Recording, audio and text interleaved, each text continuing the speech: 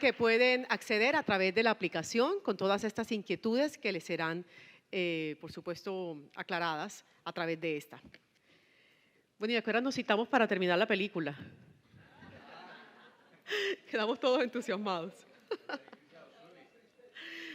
Muy bien. Invitamos al escenario al doctor Idier Torres, gerente de CICOL, con la conferencia Gestión en Salud Mental y Trabajo, capacidades que debe tener una organización para mantener y desarrollar la salud mental de los trabajadores. Adelante y bienvenido. Su tiempo en pantalla, por favor. Gracias. Okay. Necesita bajar un poquito la trilla, se lo bajo un poquito para que le quede más cómodo. Y ya usted cuadra el micrófono, ¿vale? Gracias. Bien. Buenas tardes. Vamos a cambiar un poco el tema de tercio. Vamos a pasar del uso inteligente y práctico de la tecnología a hablar del componente humano, quizá en la versión más retadora, que es el tema de la salud mental.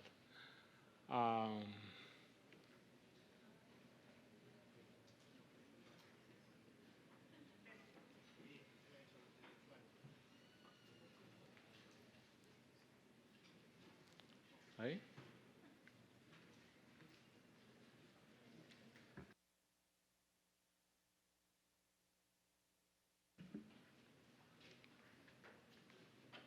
Parece no es.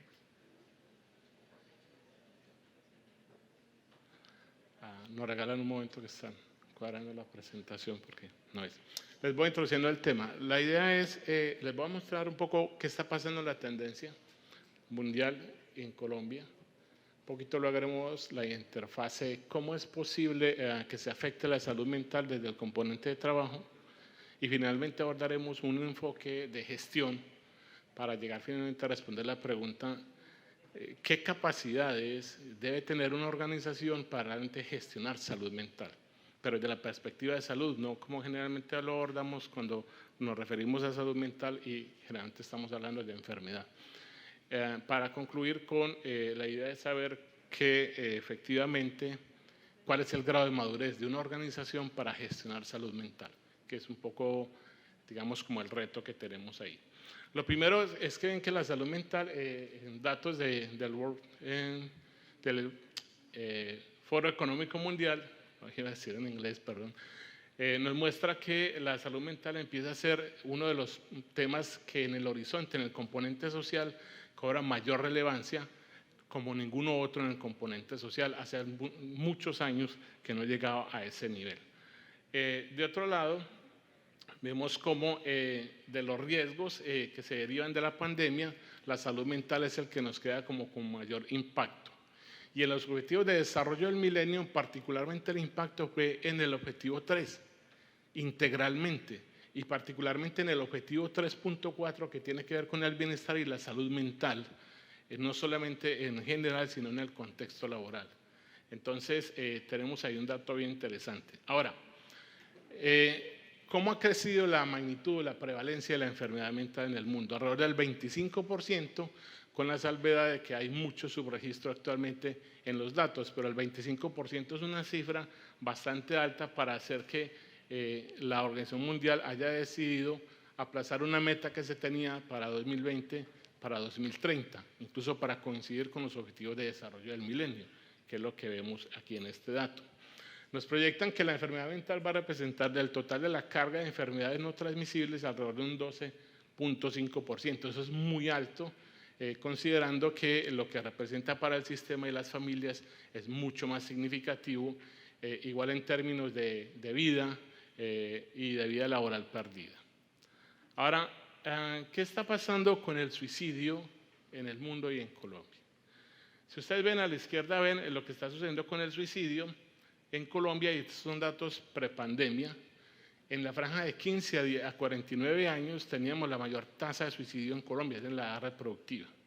Hoy lo que observamos después de pandemia, vamos a ver ahí los datos de Colombia, es que se ha incrementado la tasa de suicidio consumado y de ideación suicida o intento suicida, configurándose en un clúster que va alrededor de entre 15 y 35 años, principalmente centrado en los hombres, lo que es realmente bastante delicado. Aquí vemos que la franja de 15 a 49 años, particularmente en Colombia, es la más afectada.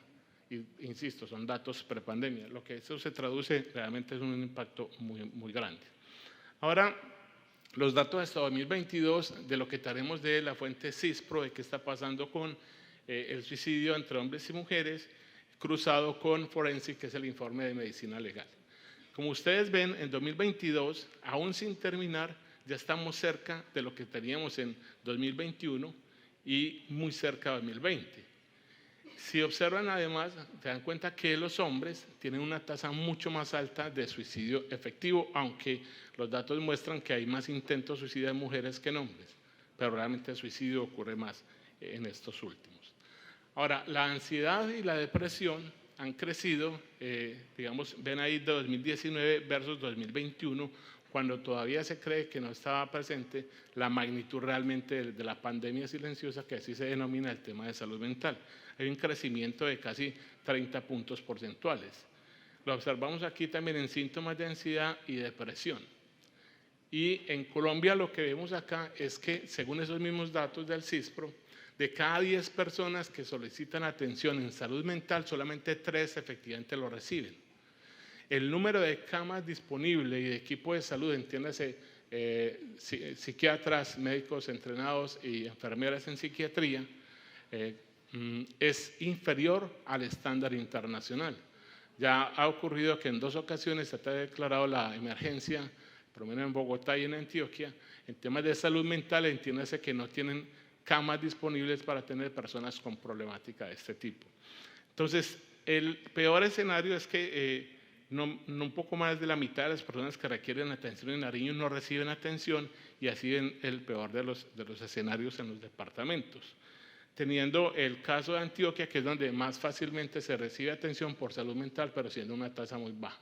Quiero decir que este tema de atención se refiere fundamentalmente al hecho de cuando tengo una crisis, ¿cómo me atienden? Porque por atención en psicología, en el sistema, por lo menos de general, se atienden más o menos 8 sesiones por año, con un intervalo aproximado de 1 mes y medio entre sesión, lo cual resulta a todas claras desde el punto de vista técnico improcedente para lograr un buen impacto en el tema de la evolución satisfactoria del caso. Tercer elemento, el impacto. Acabamos de ver cómo el uso de la tecnología puede ser muy interesante y tener muchos beneficios, pero también tiene un lado oscuro. Es decir, la relación con la tecnología, particularmente con la Internet, tiene muchas caras. No se imaginan ustedes cómo hubiera sido la pandemia sin Internet. Es decir, hubiera sido catastrófico. Pero la relación entre número de horas de uso de redes sociales y de uso de Internet, entre ellos para el juego, tiene una correlación directa con el daño a la salud mental. Eso es un resultado de metaanálisis, ustedes pueden ver ahí, son estudios bastante recientes. Lo que ahora se indica en las guías clínicas es que cuando se recibe un paciente, hay que incluir en la pregunta de la anamnesis cuántas horas dedica a jugar y en qué tipo de red social está jugando. Porque, por ejemplo, TikTok e Instagram son de las 2 más dañinas. TikTok particularmente porque activa mecanismos dopaminérgicos, es decir, aquellos que generan mucha adicción, y está realmente diseñada desde esa perspectiva. Instagram es la que más genera depresión y ansiedad, sobre todo en la población joven. Entonces tenemos ese otro componente. ¿Qué pasa con nuestros equipos de salud? En este resultado de este estudio, la OPS, un estudio concéntrico en todos los países de América Latina, nos indica que, por supuesto, el equipo de salud que estuvo frente a la pandemia, iba a decir primera línea, pero es peligroso, estuvo de frente a todo el tema de la pandemia, sector que ya venía afectado desde antes porque es un tema de salud muy delicado. Tiene esos datos que ustedes ven ahí corresponden a Colombia. Casi el 100% refiere sufrimiento psicológico, que eso ya es mucho decir. 22.8%, una quinta parte de la población con nivel de depresión de moderado a severo. Eso es muy alto para una población trabajadora, que son los que nos brindan apoyo a nosotros. Y el tema de la ansiedad, digamos, en una sexta parte, ser un poquito más del 15 al 16,1%. Pero la ideación suicida, porque el estudio no midió suicidio, porque no tenía el dato, yo ya los mostré desde la fuente de medicina legal y de los datos de forensic a 2.6 como ideación suicida. ¿Qué nos dice entonces esas tendencias y qué es lo que está pasando en el país? Que finalmente la capacidad del sistema se ve desbordada para atender la problemática de salud mental. Por lo tanto, el rol de los empleadores y, digamos, de las empresas tiene que ser redoblado y cualificado para poder contribuir efectivamente a la gestión de la salud mental. Sin embargo, la pregunta que uno se hace es si esto es un asunto meramente puntual de ahora o de donde ya viene o si hay referentes. Y la respuesta: hay muchos referentes. Hay datos de muchos estándares, incluido la última que es la ISO 45003, que está referido al tema de sufrimiento psicológico, otros lo traducen como riesgo psicosocial y otros más como salud mental en el trabajo. Yo no creo tanto que llegue a esta salud mental en el trabajo, pero sí es un sistema que nos permite, incluido el de la OIT a través del programa SOLVE y otros programas que existen al asunto. Es decir, no estamos hablando de algo que no se haya abordado hasta ahora. Con base en eso, entonces, lo que vemos es que en qué realidad están las empresas. Las empresas, ven ahí arriba a la izquierda, están, digamos, inmersas en un contexto económico, externo, político. Tienen unas estrategias para poder generar valor y sobrevivir y generar empleo a través de una estructura de roles, procesos y sistemas y unos equipos de trabajo. Sin embargo, cuando cualquiera de esos tres componentes se desequilibra, se generan daños en el bienestar y la salud mental de las personas. Y eso va a ser una cosa que voy a aclarar mucho, porque el modelo de salud mental en el trabajo requiere superar el enfoque de entorno saludable. Y lo voy a aclarar. El entorno saludable es una forma de abordarlo, pero tiene una limitación. Es cuando el tema de salud mental no está en la estrategia de la organización. ¿Cómo se traduce eso en lo táctico? ¿Qué es lo que pasa en el día a día? Lo que podemos observar allá a la derecha, eso refleja una ley que se llama la ley de Yerkes-Sidov, que muestra que la capacidad de rendimiento de una persona no es infinita, es decir, no sigue una perpendicular, sino que se comporta como una U invertida. Entonces, para responder al tema de competitividad, productividad, en lo táctico, los líderes empiezan a exigir mucho más sin un límite y para obtener altos niveles de desempeño, lo cual lleva a que la punta de la curva empiece a caer y las personas empiecen a experimentar de bajo rendimiento bajo el modelo de desgaste.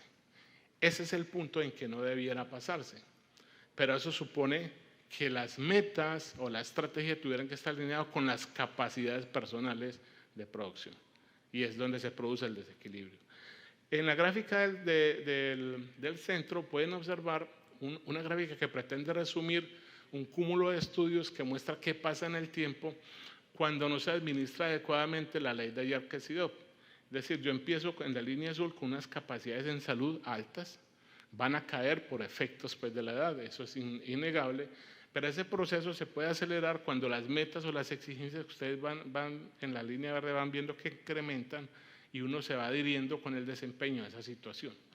Cuando se produce el desequilibrio entre las exigencias versus las capacidades de las personas, se produce un aceleramiento de la caída de la salud física y mental, que está en un horizonte entre 3 y 5 años, porque puede ser morbilidad sentida reportada, y actualmente con pandemia ese periodo se está cortando a 2 años aproximadamente, es decir, está acelerándose mucho más. Muy bien, vamos a ir pasando a la interfase de trabajo y pasando por el tema cómo es que el trabajo puede llegar a producir enfermedad para terminar el tema de la gestión.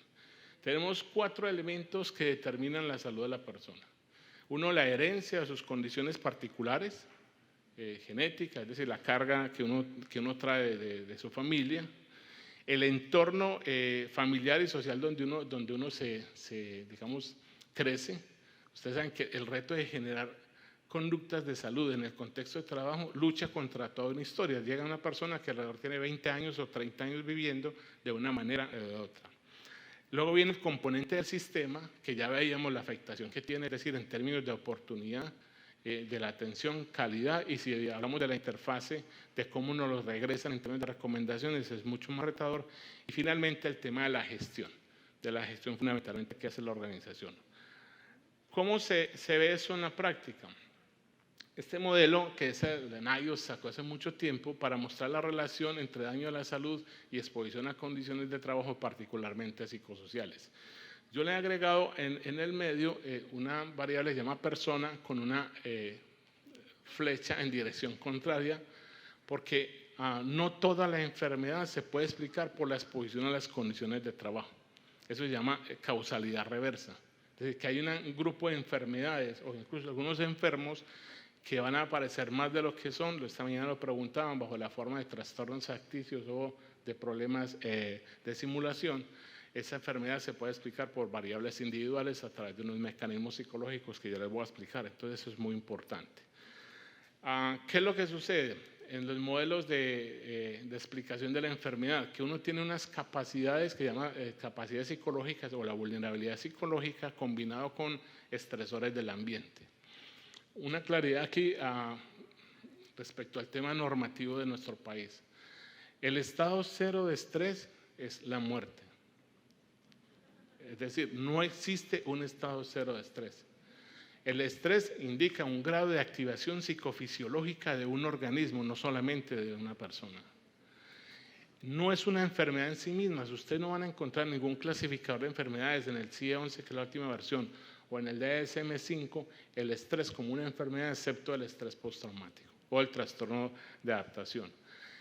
El estrés representa un problema bajo condiciones de intensidad y frecuencia, es lo que generalmente activa mecanismos psicofisiológicos.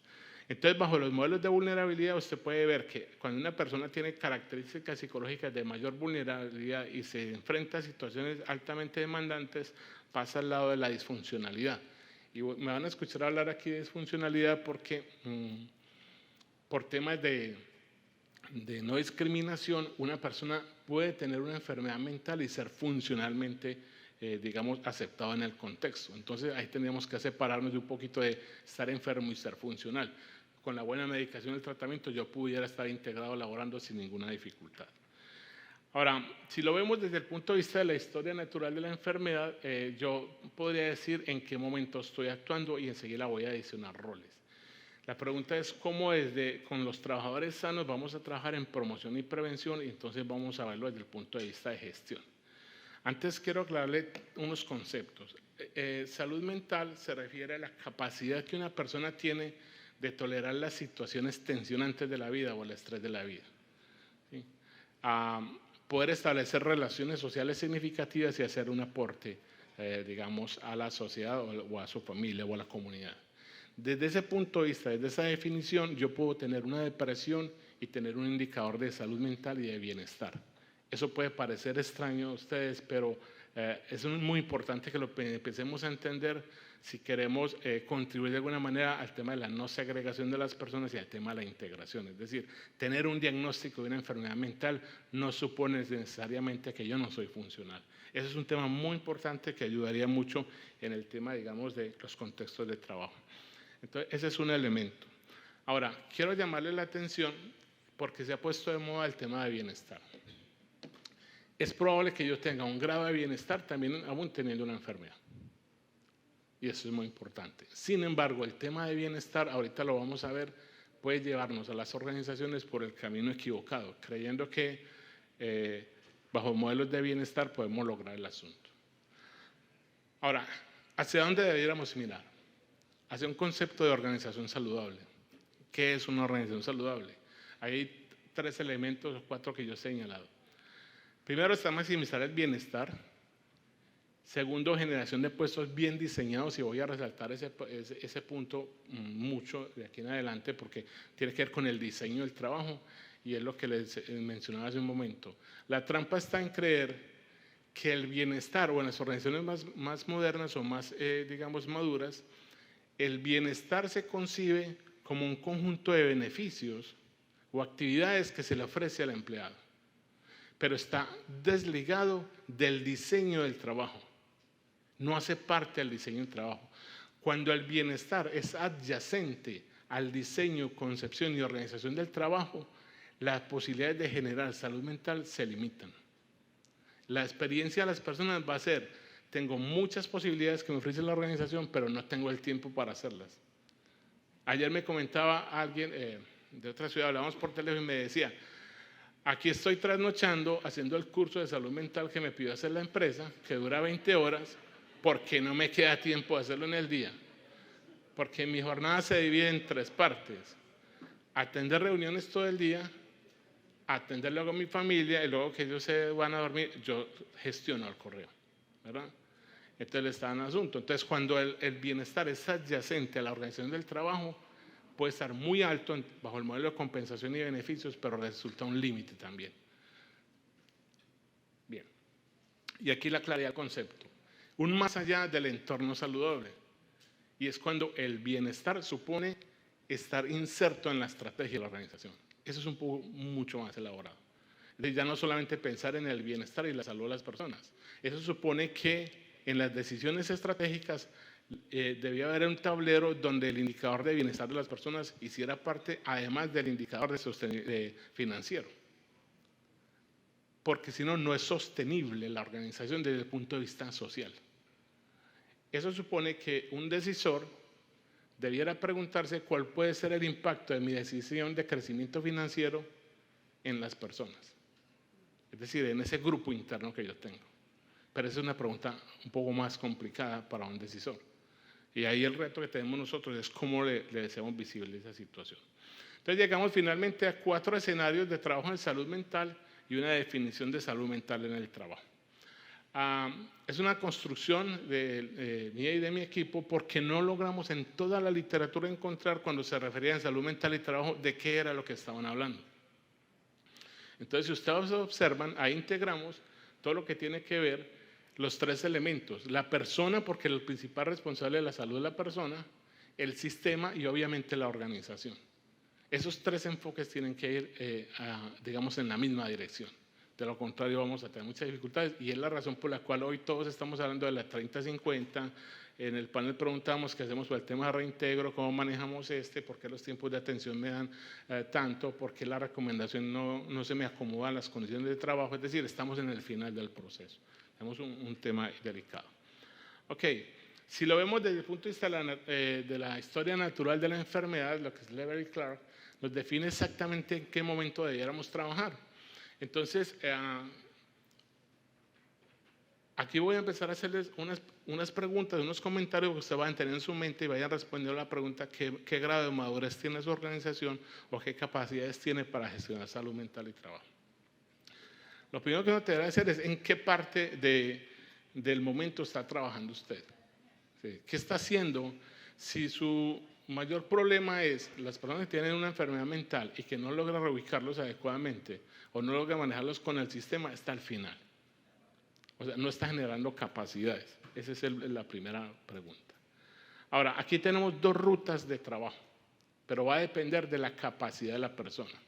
Por lo tanto, de una vez les anuncio que la gestión en salud mental inicia desde diseño organizacional y desde las áreas de atracción y selección. La idea de que salud ocupacional puede gestionar solo la salud mental es una idea equivocada. De hecho, en el tablero de gestión, en un balance scorecard, el salud ocupacional aporta alrededor del 20% de las posibilidades de gestionar salud mental. Es muy limitada su posibilidad. Por lo tanto, lo vamos a ver enseguida, tiene que ser una estrategia transversal. Bueno, esos son un poco los factores que pueden afectar el reintegro y la reincorporación. Voy a pasar porque creo que esto hablaron en la mañana. Muy bien. Aquí tenemos ya los 4 componentes de las capacidades de gestión en salud mental de una organización. La idea es ir viendo qué tenemos y qué no tenemos y yo lo voy a ir desglosando. Yo lo voy a ir desagregando dentro del proceso de gestión. El primer elemento que tiene que ver con la organización o el compromiso de la organización desde el nivel directivo, no gerencial. Pero les dije ahora, ¿a qué gerente le preguntan si le interesa el bienestar de sus empleados y va a decir que no? Todos van a decir que sí. Pero cuando eso no está en el tablero de indicadores y en la estrategia, él simplemente va a recibir su reunión, cierra esa reunión y él sigue su vida con su gestión. Eso tiene que trabajarse distinto. El otro componente que es de la planeación, el tercero que es de intervención, es finalmente para hacer el ciclo PHBA, el tema de seguimiento, ajustes y retroalimentación. Vamos a empezar a abrir esto en un sistema de gestión. Muy bien. Aquí tendríamos lo que sería un tablero del sistema de gestión de las capacidades de gestión de salud mental de una organización. En el tema del direccionamiento tenemos que tener 3 subcomponentes: el política, participación y liderazgo. Cuando hablamos de liderazgo, hay los 3 componentes: el liderazgo estratégico, el liderazgo táctico y el liderazgo operacional. Tienen que estar alineados, por supuesto, los 3. En el tema de evaluación, lo que tiene que ver con la evaluación del riesgo, los planes de gestión y los indicadores. Todavía tenemos organizaciones que ni siquiera han evaluado el riesgo, y si lo han evaluado no pasan de ahí.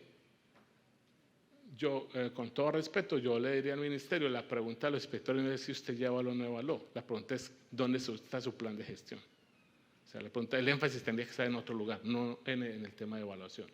En el tema de intervención, que tenemos 4 momentos: prevención, mitigación, recuperación y reincorporación, y el tema de seguimiento de indicadores y vigilancia epidemiológica.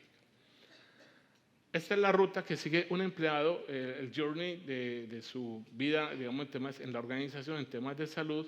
Aquí ya empezamos a integrar, digamos, los estados de salud, los momentos de intervención, y empezamos a introducir los roles y responsables desde el punto de vista de la gestión. Como se dan cuenta, ya empiezan a aparecer áreas que normalmente uno no tenía en cuenta cuando hablaba de eso. Casi siempre uno dice salud mental o gestión de riesgos, está pensando en salud y seguridad en el trabajo.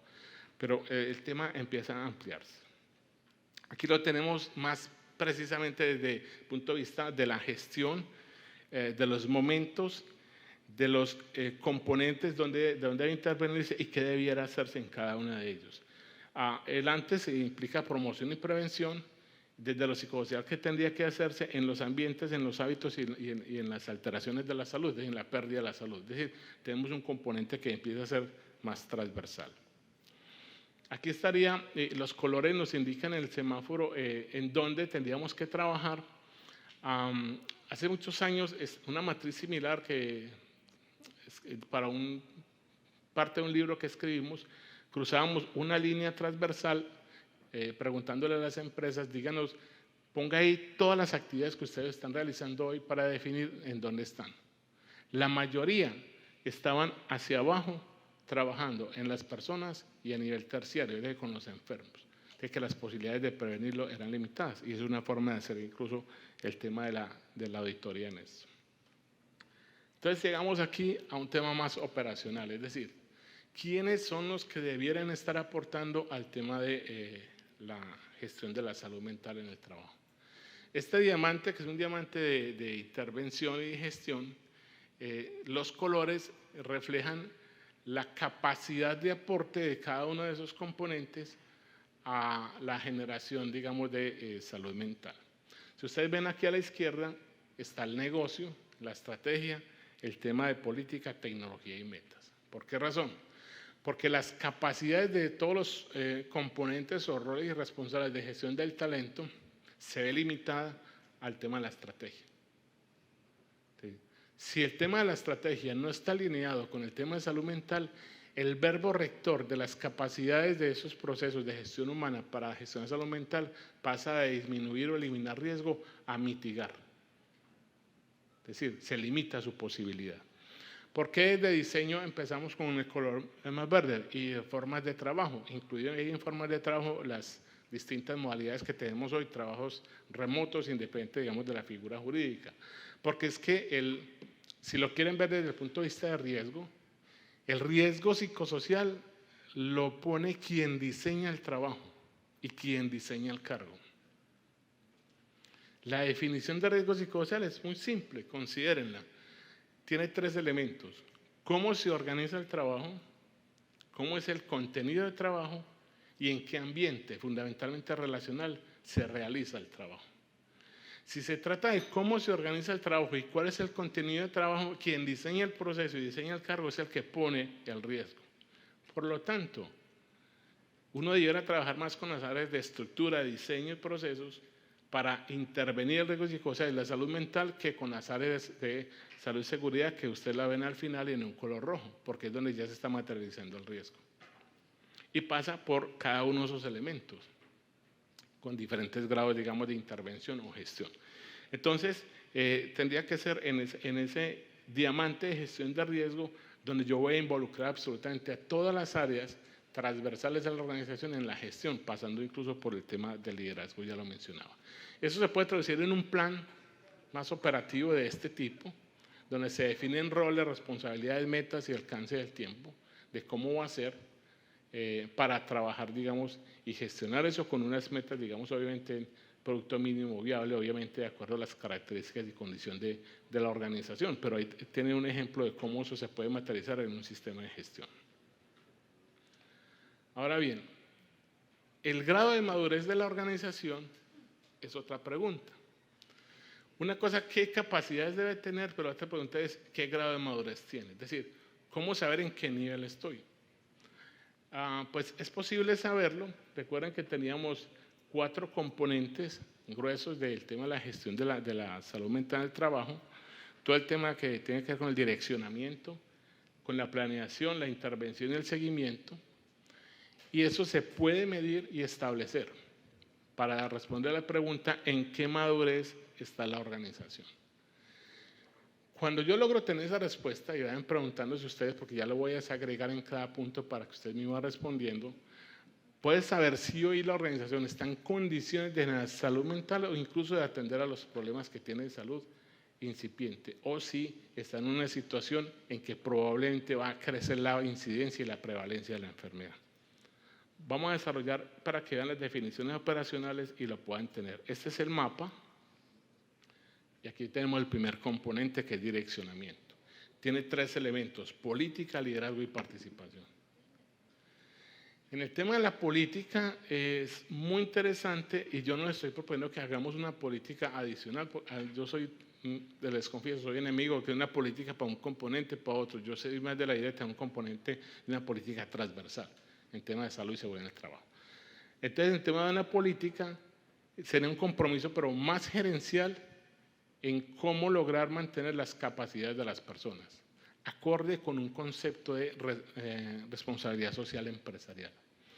El concepto de responsabilidad social empresarial, que implica a todo el tema del componente de salud y seguridad en el trabajo, va sobre la vía de que no es presentable tener una fundación o cuidar muy bien el medio ambiente, pero el grupo de stakeholders, de empleados, yo no los cuido de la manera adecuada, lo cual revela también el concepto que el humano está dentro de la organización. Es decir, tomo un recurso, en este caso de la comunidad de personas, y lo regreso en peores condiciones que las que debiera tener.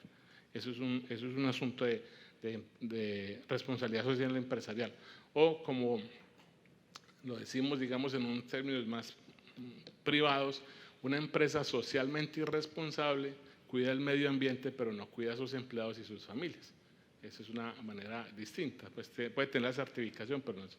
En el tema del liderazgo, el reto está en cómo tener un liderazgo sostenible y saludable. Es decir, cómo producir los resultados que se espera de la organización, porque tiene que producir, porque no es una ONG, o incluso siendo una ONG. Tiene que tener unos rendimientos de una agregación de valor, incluso para poder generar empleo y pagar impuestos. Pero ¿cómo lograr ese punto de equilibrio para lograrlo? Ahí nos hemos encontrado con muchos, digamos, datos.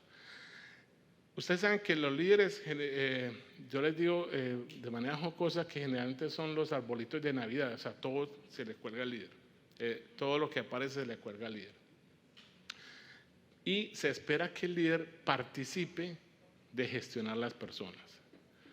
Ustedes se dan una idea clara de cómo está el nivel de liderazgo de compromiso con el nivel de salud mental cuando tengan una respuesta como la siguiente. Ustedes crean gestión humana y salud y seguridad. Si usted le dice, tenemos que hacer un programa que dura 4 horas y el líder le dice, no, te los presto 2 horas. Eso le da un indicador, ya no aplique ningún instrumento, usted ya sabe qué está pasando ahí. Porque a él lo están midiendo y evaluando por hora de productividad. Es decir, su medición y sus resultados están ahí. Si eso no logra cambiarse, usted no luche con el liderazgo. Implantar una cultura así va a ser muy difícil, porque él está haciendo lo que le están pidiendo. Produzca y responda por eso. Ese es un tema muy importante y es una cosa muy sencilla para darse usted cuenta de en qué nivel se encuentra en esta situación. El tema de participación, ya lo mencionaban aquí, el tema del diálogo social, un tema más abierto. En el tema de evaluación del riesgo en general, ya les dije que pensaba yo, el problema no es evaluar, el problema es la gestión. Ese es realmente el problema. problema de fondo no es evaluar, el problema es la gestión. Y lo otro es determinar indicadores de gestión del proceso. Indicadores de gestión del proceso no es la incidencia y la prevalencia de la enfermedad o el porcentaje de ausentismo. Es decir, cómo estoy gestionando yo, y con eso les sugiero un Balance Scorecard cabe perfectamente ahí para un sistema de gestión de este tipo, de indicadores del proceso. Muy bien, y vamos a los 5 componentes que tienen que ver con la intervención. ¿Cómo estoy en promoción de la salud en el contexto de trabajo? Pero no solamente vista desde el lado persona, sino desde el lado organización. El tema de prevención, el tema de mitigación, que es donde creo que nos encontramos muchos en el momento actual, el tema de recuperación y reincorporación, que es el tema de la 30-50, que es donde estamos atrapados casi todos, es decir, estamos con la pirámide invertida, estamos trabajando en el menor número de casos cuando no estamos atendiendo la mayor cantidad de casos donde podemos evitar que nos crezca, digamos, el proceso.